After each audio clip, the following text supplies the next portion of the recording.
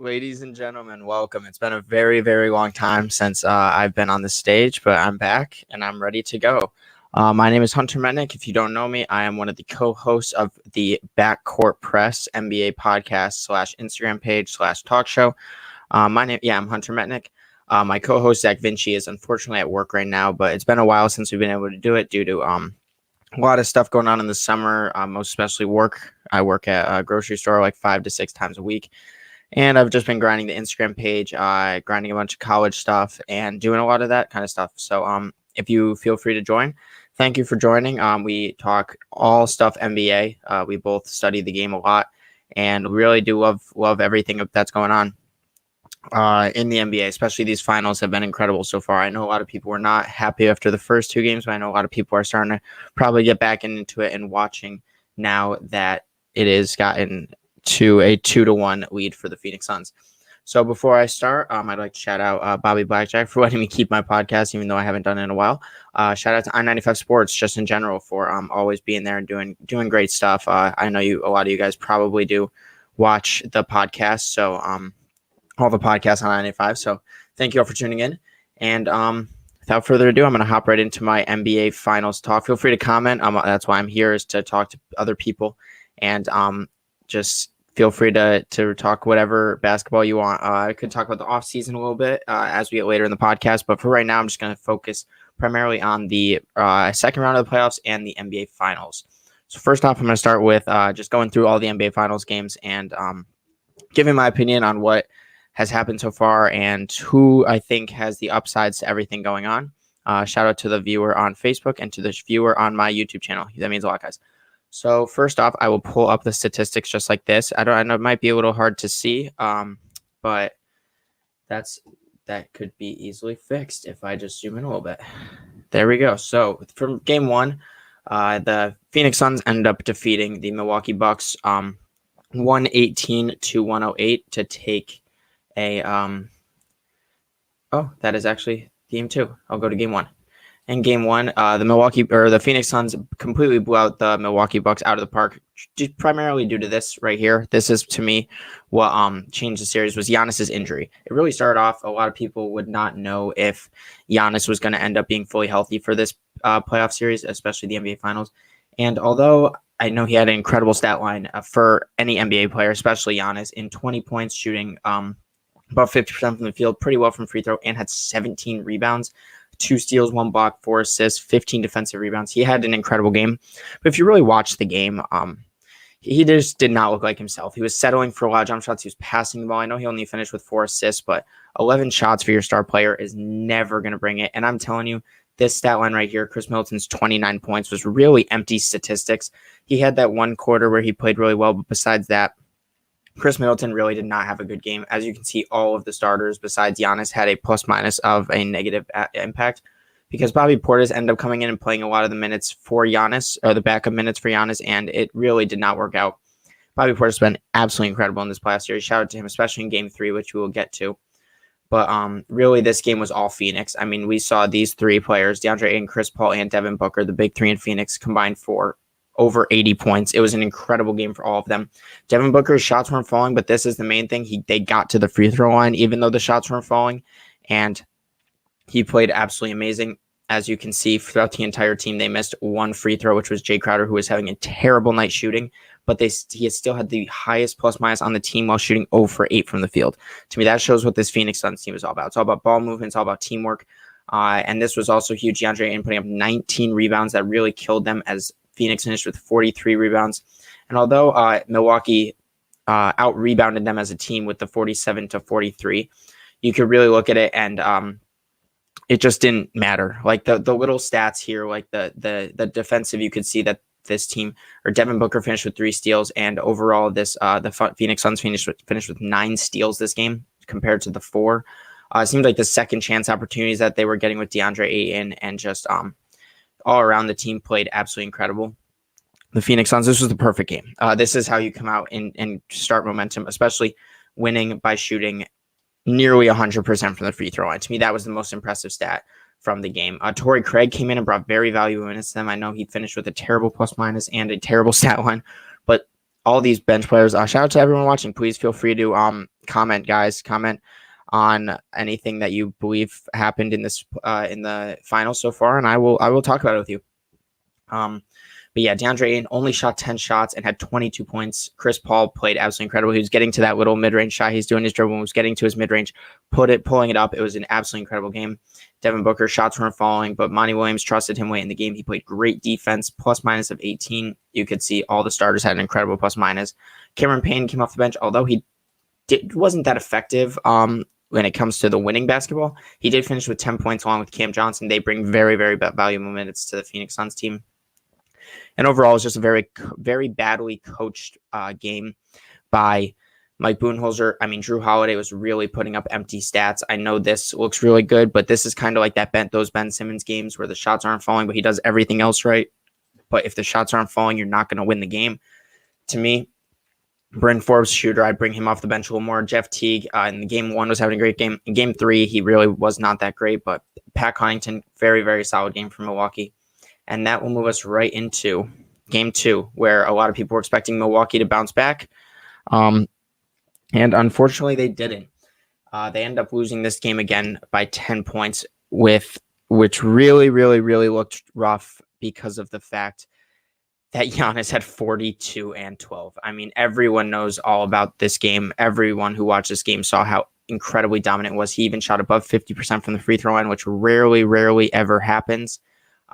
But he finished with 42 points, also the only player on his entire team to have a plus minus in the positives range. 42 points, 12 rebounds. Chris Middleton and Drew Holiday, to me, were super disappointing. Drew Holiday was taking terrible shot selection again. This means nothing to me, honestly. He was not playing that well. Chris Middleton, he just is really all over the place when it comes to his statistics, because here he had 11 points, he had 8 assists, 6 rebounds, but the 5 for 16 and the 7 for 21, that's not good. That's not going to cut it. Game 4, really quickly. Wade Elias, thank you for joining. What do you think will happen in game 4? I think it's going to be a very, very, very close game. I expect, Phoenix has so far taken this. And then if we go to game 3, which I will talk about in a little bit, Milwaukee kind of blew it out of the park. In this game with the 20-point, we haven't seen a game with a under 10-point win, which is frustrating as an NBA fan. You always want to see a close game. I thought this game was going to be a lot closer than it was.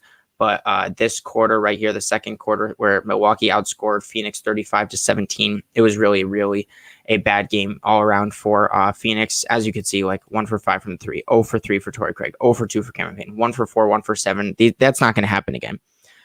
Personally, I had Phoenix winning the series from the start, and I truly believe that Milwaukee's going to win at home game 2. I think they're going to tie the series. I think it's going to go to 7 games. I see Phoenix winning, and it's really close. I do believe that next game Milwaukee is going to come out strong. I think it's going to be a much closer game because I think Monty Williams is a 10 times better coach than Mike Budenholzer. So I see Monty Williams making very, very good adjustments, especially against Giannis, because they cannot let Giannis just put up 40 points every single game.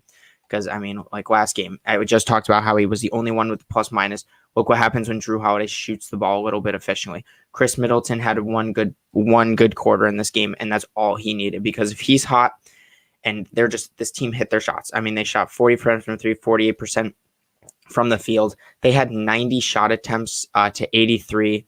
They shot, 36. They just did everything better than Phoenix this game, it seemed like. Phoenix couldn't catch a break, unfortunately. And Giannis, if you're shooting 13 for 17 from the free throw line, there is a 90% chance Milwaukee's going to win the game.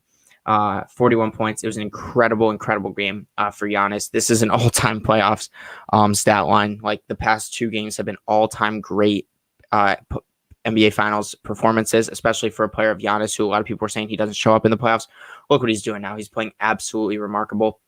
And to me, Devin Booker, this is unexcusable. You cannot be shooting 3 for 14 from the field ever. Especially, he only played 29 minutes. I think he pretty much sat the entire fourth quarter. Maybe he played for the first 3 minutes, but then Milwaukee started to blow it up, and they sat him for the rest of it.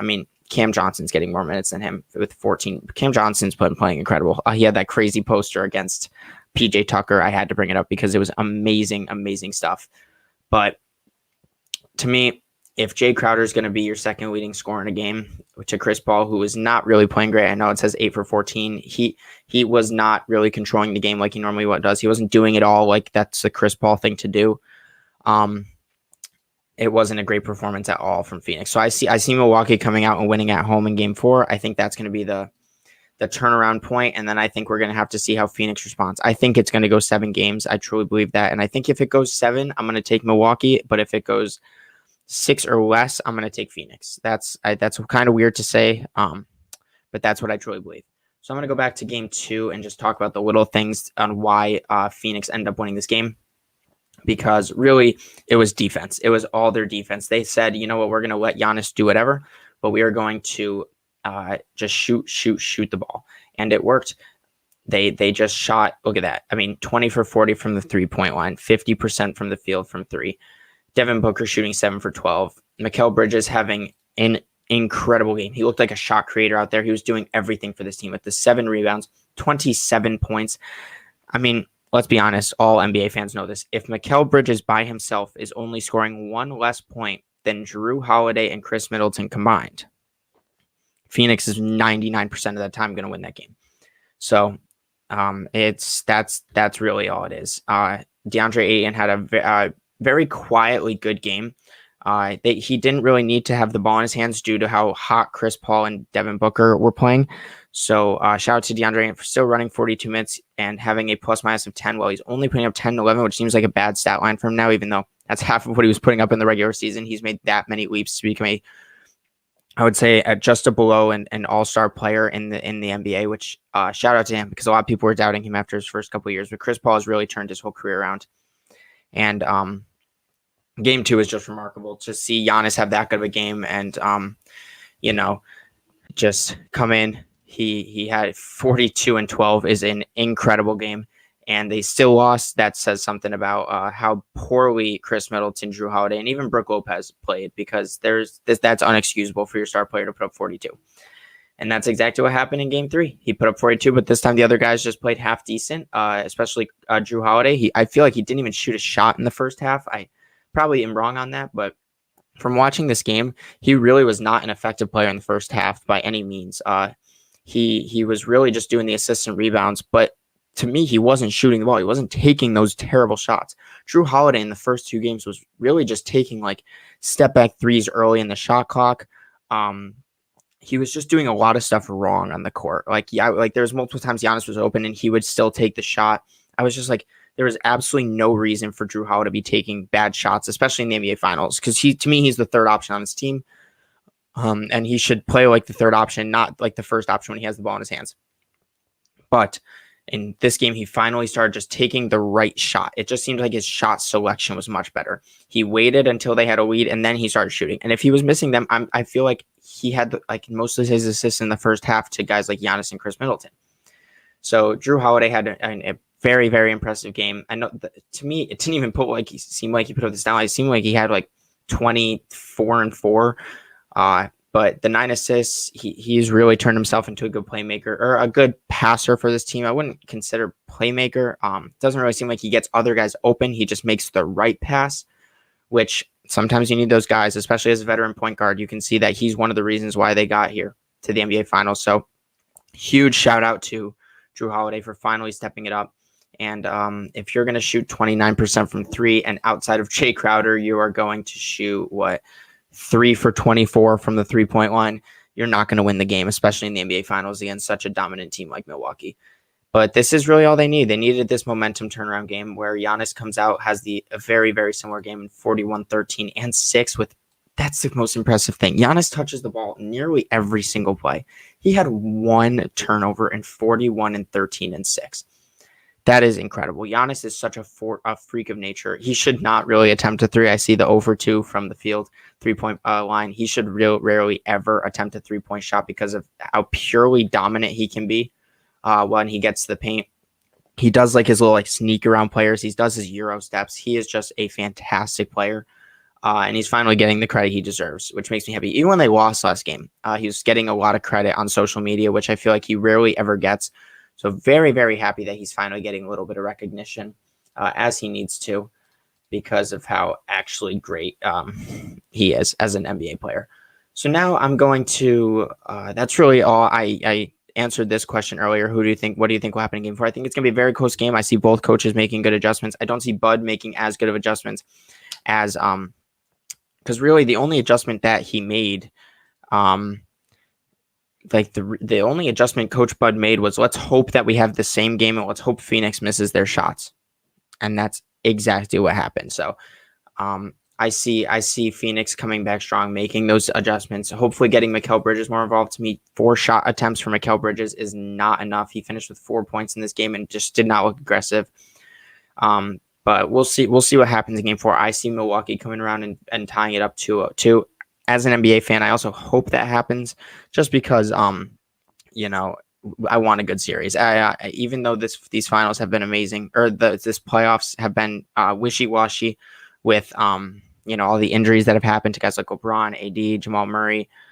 Those are just 3 that came to the top of my head at first. Kawhi, obviously, the playoffs have been very wishy-washy. I know a lot of NBA fans are not happy about the finals or the playoffs. We need a good series to end it. I mean, we saw an incredible series in Milwaukee versus Brooklyn, but everyone in their right minds know Brooklyn would have won if they were fully healthy and James Harden wasn't playing on one leg. A lot of people believe that the Clippers would have won with Kawhi against Phoenix. I think it would have been very close, but I'm probably going to end up taking the Clippers due to how great Paul George and the supporting cast was playing. But that's my finals talk, honestly. I will go into a little bit about round 2 since I really haven't talked much about that. You know, we saw an incredible series from Atlanta. I think Atlanta, I'll go into depth about Atlanta. I truly believe they have one of the brightest futures in the entire NBA. Like I'll go to game 6 where game 5 where they end up just blowing out the Bucks. I believe this was the game that Giannis ended up getting hurt this was the game that Giannis got hurt for the first time. And I just want to give a huge shout out to the general manager of Atlanta. I truly don't know his name off the top of my head, but the way he has constructed this team to me is remarkable. He took his star player in Trae Young, who they traded for Luka Doncic, where a lot of people are going to fault him for that for a very, very long time. But to me, if you end up winning a championship with Trae Young, even if Luka wins 3 or 4 championships, if you win a championship with Trae Young, that's a success. And this offseason, he said, I am done being a mediocre team. He said, I'm going to build a great team around Trae Young and see what he does with it. And next thing you know, they go to a game 7 in the Eastern Conference Finals, or game 6 in the Eastern Conference Finals. And this was the game, I believe, to tie it up 2-2. Let me see, 1-10. Yes, to tie it up 2-2. Because they stole game 1, Milwaukee got game 2 and 3, and then Atlanta without Trae Young came out in the first half. Even when Giannis was healthy in this game, they came out right out the gates and had an incredible game. Guys like Lou Will shot 21 points on 7 for 9 shooting from the field. That's exactly what you need. Bogdanovic, 7 for 14, 6 for 14 from 3, plus 25 in the scoring in his statistics. It was an absolutely great all-around game. Just the way this Atlanta Hawks team is constructed, they really are set to win a lot of games in the upcoming years because they're so young. I know that John Collins, I believe, is a restricted free agent this year, so that could be interesting to see what ends up happening with John Collins. But I mean, you look at the team, right? They have their set backcourt for the future, which is Trae Young and Kevin Huerter. I think these two guys, Kevin Huerter really showed that he could play very, very well with or without the ball in his hands, which is really most important because those are the players that you can develop. A lot of the players, when they're just an on-ball player, it's hard to develop an off-ball game more than it is to develop an on-ball kind of game.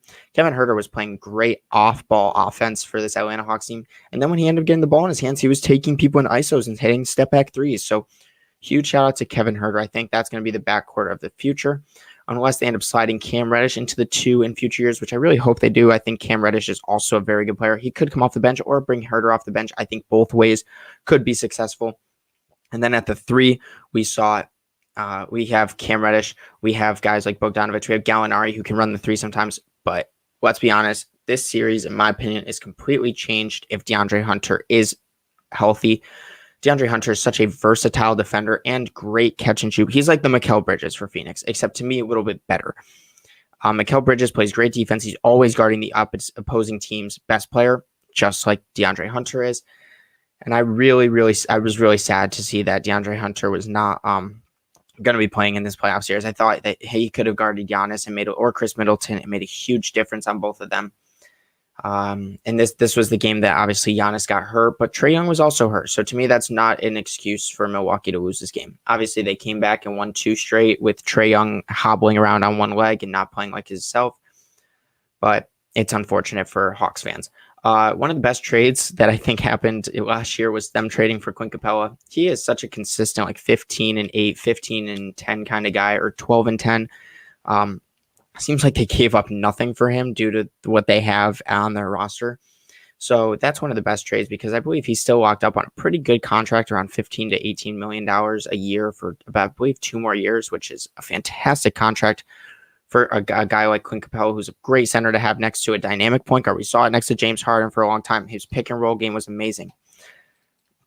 I think Danny Green's addition for Atlanta would be a nice for a veteran too. They have a lot of things to make this offseason because you mentioned Danny Green. I could definitely see him coming off if they end up losing a guy like Gallinari in the offseason or John Collins. Then they'll have the John Collins money to use on like a mid-level exception. I see Danny Green being a great fit. But the thing is, would Danny Green want to go? Like, I believe Danny Green went to Philly because he believed that they could compete. We saw what happened to Philly when Danny Green got hurt. Because with Danny Green, they were up 2-1, 3-2 against Atlanta. And then Danny Green gets hurt, and he was a big part. He was guarding Trae Young for a lot of it, although he probably wasn't doing great defense on Trae Young. His shooting and obviously had an impact due to when Danny Green went out, Ben Simmons started playing horrible.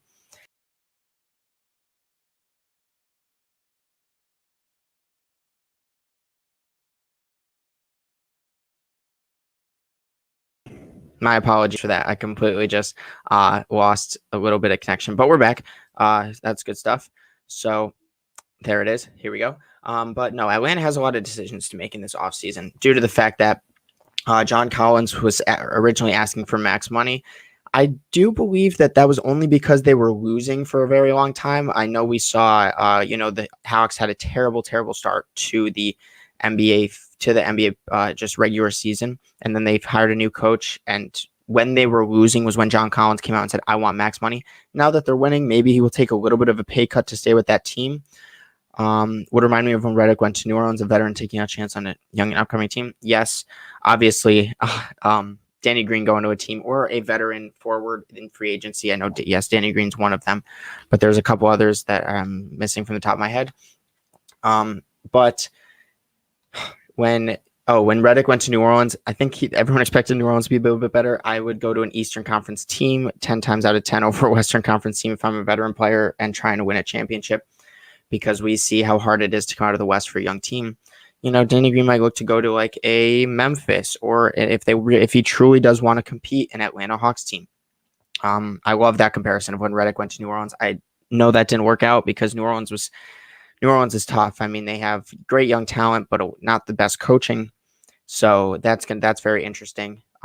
But Atlanta has a lot of offseason moves to make, and if I'm them, I would pay John Collins.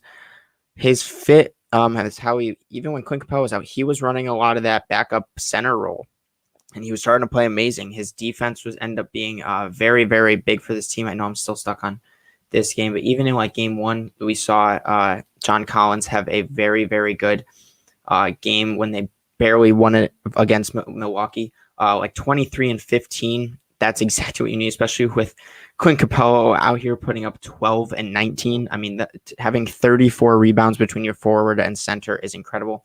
And obviously, if Trae Young is going to have 48 points, you're probably going to win the game.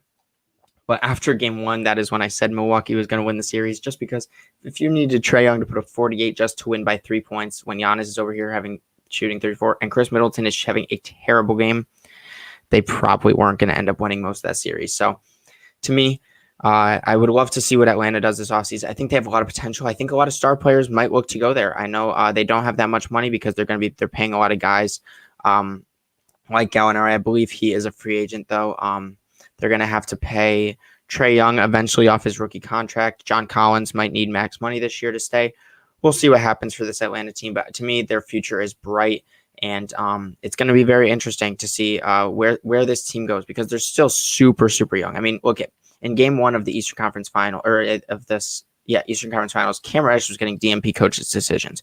I mean, he wasn't even playing for a while because he was hurt for a little bit and then he came back and was playing. Chris Dunn, to me, could have been fantastic. Trae Young and Lou Williams are not known for their defense. Chris Dunn is known for his defense. I think Chris Dunn, if he played, could have had that Cameron Payne type role where Cameron Payne came in and just played hard and learned from the star player at point guard and Chris Paul. And I think Chris Dunn is going to he's probably going to look for money this offseason. I think he is a free agent. But I'm surprised that the coach did never end up using him a little bit more. I think they should have, especially to go when a guy like Drew Holiday, which, I mean, this is just game one, but he's shooting 14 for 25 from the field. I was very surprised that no defensive point guard was being put on him, but Atlanta knew what they were doing because they ended up going to 6 games and when they really should not have even made it this far. So shout out to Atlanta, had an incredible year. They're going to keep their coach, Nate McMillan, for a little bit longer, which I'm very, very happy about. And I hope that they become a dynasty because Trae Young is that villain of the NBA now, and he really needs to stick to that. Let me think. I'll talk about, Brooklyn versus Milwaukee, such an incredible series. We all know about that. We saw the 2 star players in Milwaukee Giannis versus KD go at it. And if Kevin Durant's foot was just a little bit smaller, they probably would be in the NBA Finals or made it to the Eastern Conference Finals right now. Who knows? Shout out to Milwaukee for still playing great. That was an incredible series. I hope to see all teams come back healthy next year. I know we might see another shortened offseason because they want to start at the correct time this year. It's tough because you don't know where these injuries are coming from, but at the same time, you could take a guess.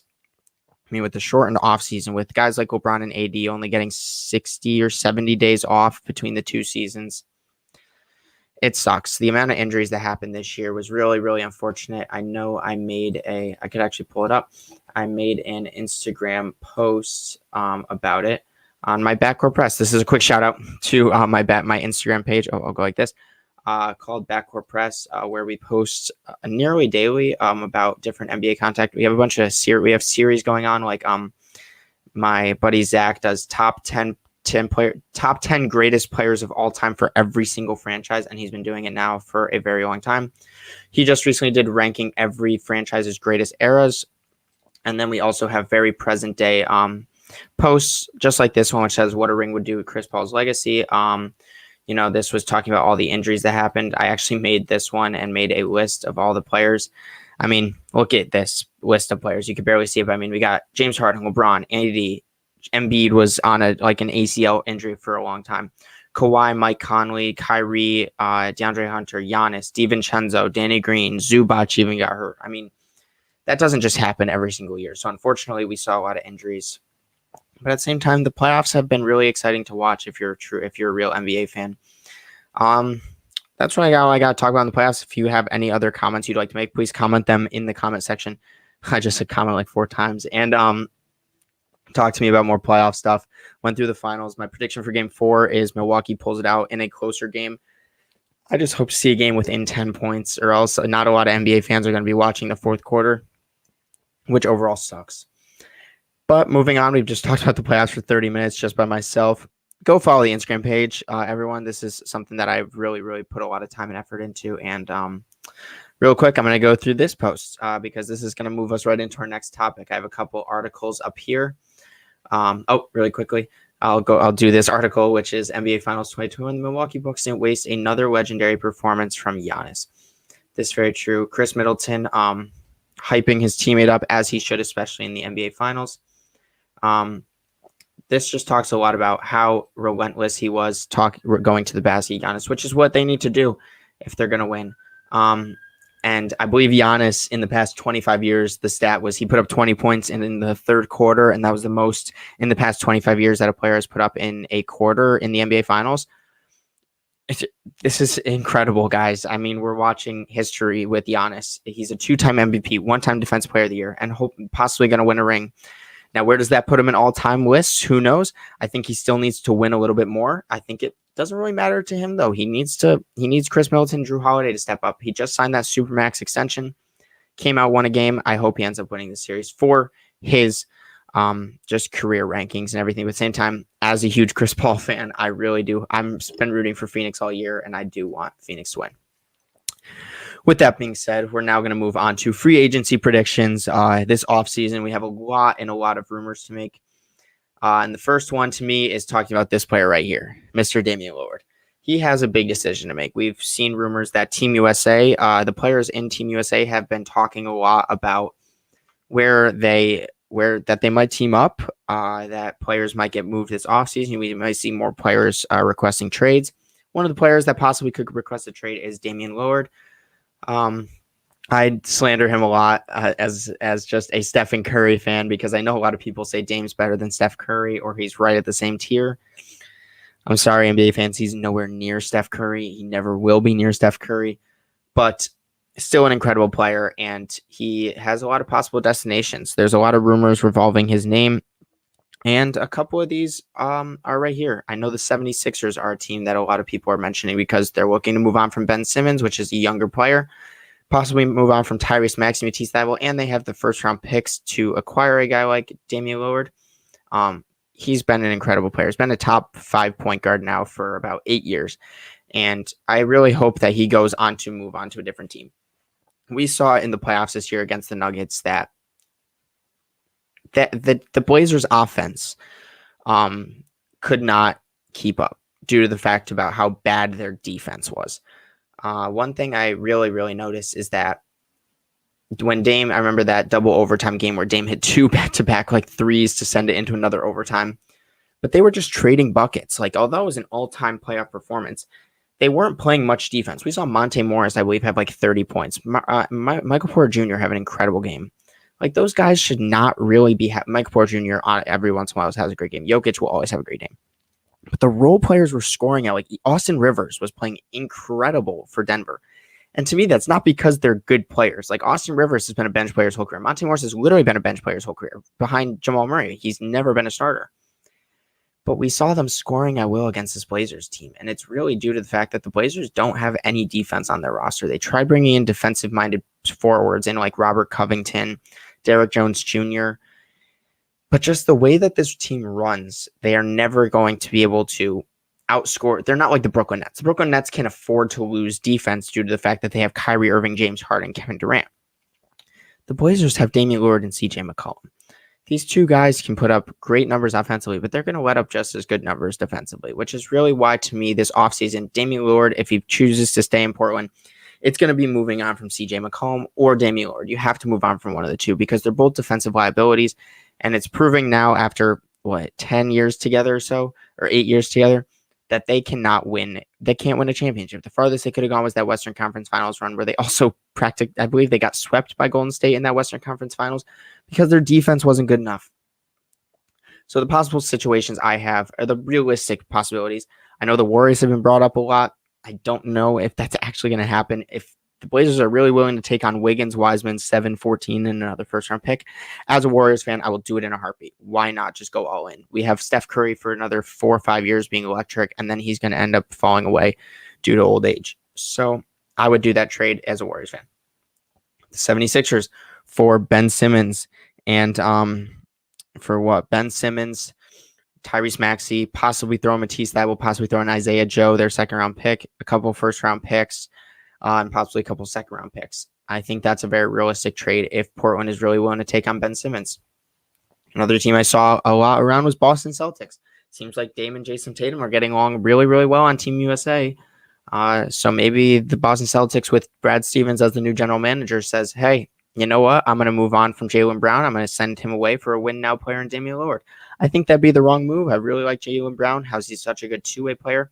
But if they're looking to win now in the Eastern Conference, I would do that trade. One of the best trades that has not been talked about at all, which I'm shocked, is Damian Lillard to the New Orleans Pelicans for Brandon Ingram, Nickeil Alexander-Walker, Eric Bledsoe, and about 3 first-round picks. Or a sign and trade with Lonzo Ball. I think, to me, that is the best trade package for both sides.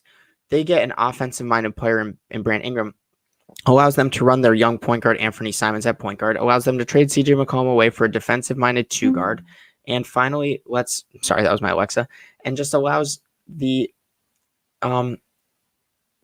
Pelicans to finally win now with Zion Williamson. We saw the amount of times that Zion Williamson has really said he doesn't really want to be there, and with the camp and everything. I know he was there was a lot of frustration. It's his second year. He's probably going to stay till the end of his rookie contract. But it's like, if I'm New Orleans, I'm really trying to play heavy on trading Brandon Ingram this offseason. I think that's the best move if they want to win. And I think Damian Lillard's a great fit next to Zion Williamson. Getting him a great big man, and then putting the pieces around those two to win could possibly happen. Another realistic trade I could see is the Denver Nuggets. They have the pieces in Jamal Murray, possibly Michael Porter Jr. might have to get thrown into that deal. But putting Lillard and Jokic together would be an absolutely incredible duo. Miami, if they're willing to trade Tyler Hero, that's interesting. And I know a lot of people are saying New York. I don't think New York has the package unless they're willing to give up RJ quickly, Toppin, and first. I think that's a lot for a guy like Dame. And that's kind of getting rid of everyone except for Dame and Julius Randle. I don't like that if I'm New York. I'd keep the culture. Another player that's on the trade block and getting a lot of slander is Ben Simmons. Obviously, after his Game 7 performance, which wasn't great, he did everything else right in that game. He's done everything else right his whole career. He really just needs to learn to be aggressive on the offensive side of the ball. Something I noticed when I'm watching the games is he gets a lot of slander for not shooting. Yes, he should get a lot of slander because you're in 2021. Everyone knows how to shoot. He should shoot the ball. But at the same time, he hasn't never shot the ball, but he hasn't gotten the slander that he just recently got.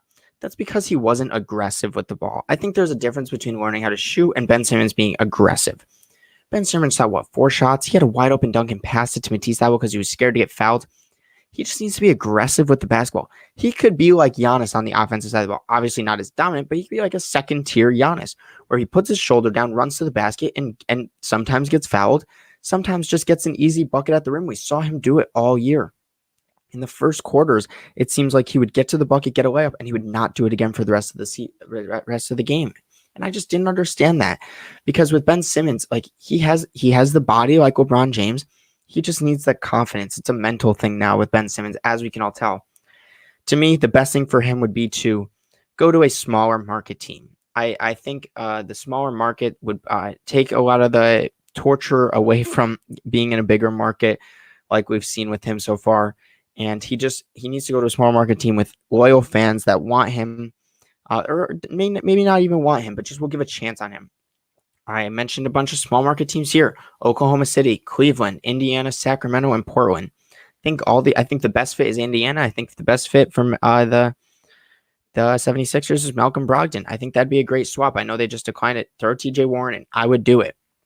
Trade Miles Turner away as well. I think Simmons could really open up their Sabonis' game as well. I think a place like Indiana, Cleveland, possibly, even though in Cleveland he would not be able to run the point guard role. I've seen a lot of rumors. I think that was going to be next was Colin Sexton. Colin Sexton looking to get moved. To me, I would trade Colin Sexton for Ben Simmons. Then with that 3rd overall pick that Cleveland has, draft that G League Ignite superstar, Jalen Green, who I think has such a lot of potential to be a great scorer in this league. You put Ben Simmons on the court at the 4 and run a lineup of Garland, Green, Okoro, Simmons, and Allen next year. That team would grow together and just learn. I think that's a way better young core than what they already have. I think that would be a great trade. There's a lot of different places for Ben Simmons to go. Colin Sexton needs to go. There's been a lot of talk about him leaving the team already, as I believe that there should be, because he's expressed his his frustration with the Cleveland Cavaliers, and he needs to go to a team where he can compete. He's a pure scorer. That's why I have the Lakers on here. They would need a score. That's why I have the Knicks on here. They need a score. The Sixers need a score.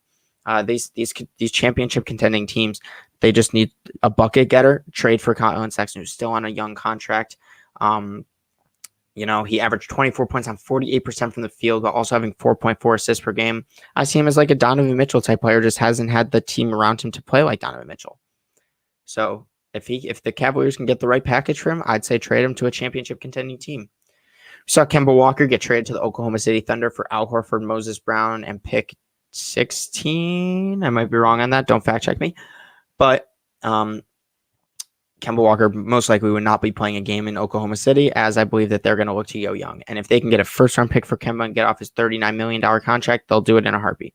We have to remember, Kemba in Charlotte was one of the most, I'm forgetting the word, he was one of the most durable players in the NBA. He was playing around 80 to 82 games every single season for that Charlotte Hornets team.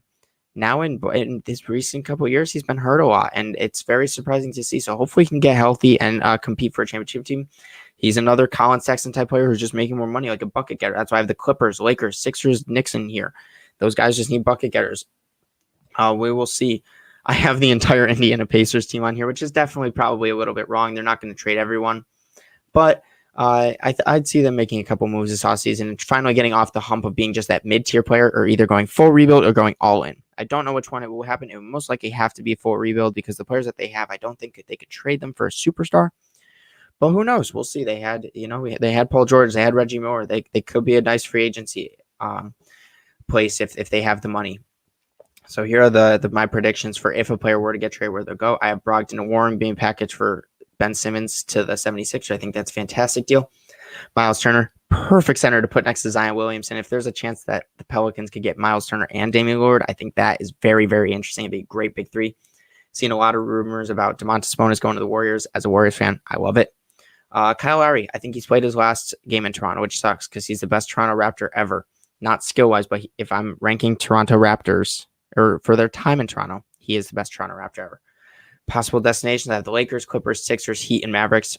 All these championship contending teams that could use a very, very great point guard. And I think the LA teams are the two most possible ones that he could go to. Next, I have Kristaps, another disappointing player in the playoffs, but I just think he wasn't used right. I've never really liked how unaggressive he is in the post. He needs to learn how to be in the post if he's going to be effective. He needs to learn how to slide his feet a little bit on defense and be able to guard big men. He's 7'3", and it seems like he plays the shooting guard position. I don't understand. I don't know if that's coaching. I don't know if that's him. But possible destinations I have are the Warriors, Celtics, Magic, and Hawks. The Hawks, if they move on from John Collins, maybe a sign and trade or just something like that. I don't really know where he would fit, honestly, because he needs to expand his game a little bit from a three-point shooting. And then Tyler Hero, which I think Tyler Hero should say. I think the Miami Heat, I might go into this a little bit right now. I think the Tyler Heat were terribly coached this year. I know everyone loves Erik Spoelstra, as I do as well. I think Erik Spoelstra is a great coach. But the way that he really coached this Miami Heat team was terrible this year. He decided, after Tyler Hero's incredible bubble, let's move him to our backup point guard role to back him up behind Kendrick Nunn, who's one of the worst, in my opinion, worst young players in the NBA. Kendrick Nunn's just like this guy who chucks up threes. Like, honestly, he's not a good shot creator. He's not a good playmaker. He's not a good defender. He's going to get paid $50 million a year, this team, from a bad team, and I hate it. It's going to make me so frustrated as an NBA fan. And they just really did not use Tyler Hero correctly at all. And he still put up good numbers. He still put up 15 points a game, shooting better from the field than last year. He just didn't start, and they played him at the point guard role to be a playmaker. Wasn't a fan of it. I think that they're going to really have to use Tyler Hero correctly if they want to stay competitive. And then the last thing I have is draft picks. The Thunder, 6th pick, could possibly move up. The Toronto Raptors with the 4th pick could possibly move down for another good player. Lakers, we always see them make like little trades during the draft, so that could happen. The Houston Rockets with the 2nd pick, if they don't think Mobley and Christian Wood will work together, you might see them move down and try and get extra picks. But most importantly, the Golden State Warriors. They have to pick 7 and 14. And to me, that's one of the biggest assets that you could have in this draft, especially with the contract like Andrew Wiggins, possibly already them giving up from James Wiseman, which I really hope they don't as a Warriors fan. I really liked Wiseman last year. I liked his fit, and I hope that we just look to develop Wiseman rather than just get rid of him already. But who knows? 7 and 14, and Wiggins could get us a guy like Sabonis, could get a guy like Pascal Siakam. I mentioned earlier Damian Lillard trade. Another guy like Kristaps Porzingis on here. Like a Miles Turner, if we're willing to go that low. Ben Simmons was rumored for a while. So a lot of stuff happening this free agency, which leads us into this article that I have to talk about, which is 5 NBA teams most likely to pursue a blockbuster trade this offseason by NBAanalysis.net. Number 1, as everyone expects, the Philadelphia 76ers. No team can say they collapsed as bad as the 76ers did. It seems like before the playoffs, everyone said if the Sixers want to go to the Eastern Conference Finals, they have the easiest walk to go there. And I completely agree. The Sixers easily should have gone there. They should have beaten the Hawks. They were a much better team. It's just with Doc Rivers, who's one of the biggest playoff choking coaches in NBA history, and how poorly Ben Simmons played when he didn't have shooting around him, this team needs to make a trade. With Daryl Morey running the team, we know how aggressive Daryl Morey is when it comes to making trades. So I could definitely see this team making a deal. Predictions for NBA trade rumors, Beal and Lillard, McCollum, those are 3 players that were definitely rumored to possibly go to Philadelphia. Who knows? We'll see. Another team is the Dallas Mavericks. We saw Luka kind of saying they need a second star next to Dallas, and Mark Cuban said, I'm going to do it as quickly as possible. I don't know who that second star really is, because to me, it has to be a big man next to Luka. I don't think you can put another ball-dominant card like Damian Lillard, Kyle Lowry, who I think Kyle Lowry could work off ball, but he's not that superstar that you really want to win. I don't know. Maybe Kawhi Leonard. I think Kawhi Leonard's the only realistic play just because he's a free agent this year. It's going to be interesting. This offseason is going to be vital for the Mavericks due to Doncic wanting an extension in the not-so-distant future.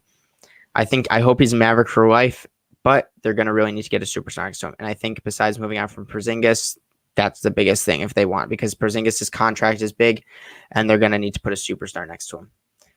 The next player, the Golden State Warriors, which I have not read this article yet, so that's why I'm kind of doing it on the pack. Warriors are loaded with assets, including Wiseman, 2 first-round picks, and Andrew Wiggins. Exactly what I was saying earlier. Now, the thing is, are you willing to undervalue these picks, Wiseman and Wiggins? Because I saw someone saying Wiseman 7 and 14 for Pascal Siakam. To me, that's a huge overpay for a position we already have filled in Draymond Green. Kristaps Porzingis, I still think that's an overpay because I think Wiseman could literally just play the Porzingis role in the next 2-3 years. So giving up 7 and 14, where we could get a guy like Davion Mitchell, Franz Wagner, Corey Kispert, guys that will help us win right now. I don't know. It's definitely going to be interesting to see what the Warriors end up doing, because I don't see them making their selections, but I also don't know who they're going to trade it for. I hope we get Sabonis to run the 5. I think that'd be the best fit for the Warriors, but I also don't know if the Pacers want to really give up on their 24-year-old all-star caliber power forward / center who's still young. So it's going to be interesting to see what the Warriors do. I really see them making a big blockbuster move. I just don't know who yet. The next team is the New York Knicks. I feel like the Knicks are going to be in the trade rumors for a long time. 4 seed, they lost in the first round. I think Atlanta was the better team, and that's why they lost. I don't think really it has anything to do with New York. Julius Randle had a really bad series because DeAndre Hunter was healthy. Go watch that series. DeAndre Hunter was the X factor in that game because he shut down the All-NBA second team player in Julius Randle, all because of how good DeAndre Hunter was. So they have the young assets in like RJ Barrett quickly, Obi Toppin, Mitchell Robinson, even who they were missing in the playoffs. But I could definitely see them trying to go out and get a Damian Lillard, get a Bradley Beal, and just saying we're going to go all in right now because New York Knicks basketball deserves it. They have a large amount of cap space and young players to offer. Knicks could be assertive in making blockbuster trades that lands them a star player. I see that happening. Or they just run back with the core that they have and hopefully make the playoffs again. And the last team is Miami Heat. One of the biggest surprises of the playoffs was Miami Heat being swept by the Milwaukee Bucks in the first round. Seeing how far Milwaukee's gone, I don't think it was that big of a surprise, and how badly coached Miami was this year, how bad Spoelstra coached the Heat. Let me say that. I completely agree. Just leave it to Riley and Miami to be the team that isn't afraid to pull the trigger on a trade. We see that all the time where this team will make a trade. I think they should just run with Bam Adebayo and Jimmy Butler, and I think everyone else is up for grabs. Even guys like Precious Achiuwa, who just beat Team USA. Let me put that out there. Gabe Vincent was on that team as well. KZ Okpala, I believe, was on that team as well. Shout out to Nigeria for winning that game. I think that was incredible. Pat Riley's never been one to stick with the status quo when things don't pan out. That's true. We've seen it hundreds and hundreds of times now where Pat Riley makes a little bitty trade, and next thing you know, the Miami Heat are back to being a successful team. So I think it's interesting to see with all these teams that was just mentioned in this article to see what could happen, because they all have young players, but it's whether these young players are going to be looked at as, is that enough for a star player? Is that enough for a Damian Lillard or a Kawhi Leonard in a sign and trade? Because who knows? Or the Toronto Raptors, they have the 4th pick and are looking to win now. Are they going to go the young route, or are they going to look to trade it for a very, very top player? There's a lot of stuff that might happen this offseason. I'm here to talk about it. It's been 15 minutes by myself. I think that's pretty good. I've never really done one of these by myself. So thank you all for watching. This has been incredible. To me, I'm going to take Phoenix in 7. I know I just said Milwaukee would probably win in 7, but because I'm rooting for the Phoenix Suns, I'm going to say Phoenix Suns in 7. I will be back doing these a couple times, hopefully with my co-host and Zach Vinci. I don't work tomorrow, so maybe he could join me. But we'll see. It's been a great time for the NBA, and in the off season, you'll probably see us doing a lot because we will be very not busy, and we'll find stuff to talk about when it comes to the NBA. My name is Hunter Metnick. Please go follow my Instagram page at BACKCOURTPRESS on Instagram. We've been posting a lot. I'm actually going to post a video that I received from Smush Parker, shouting out me and the entire Backcourt Press community because he's a fan. So yes, Smush Parker, the Lakers point guard in the early 2000s who played with Kobe Bryant for a couple times. So shout out to everyone watching. Shout out to I-95 for letting me be here. And that's really all I got for today. Thank you all for watching, and hope game for the NBA Finals is great. Peace out, everyone.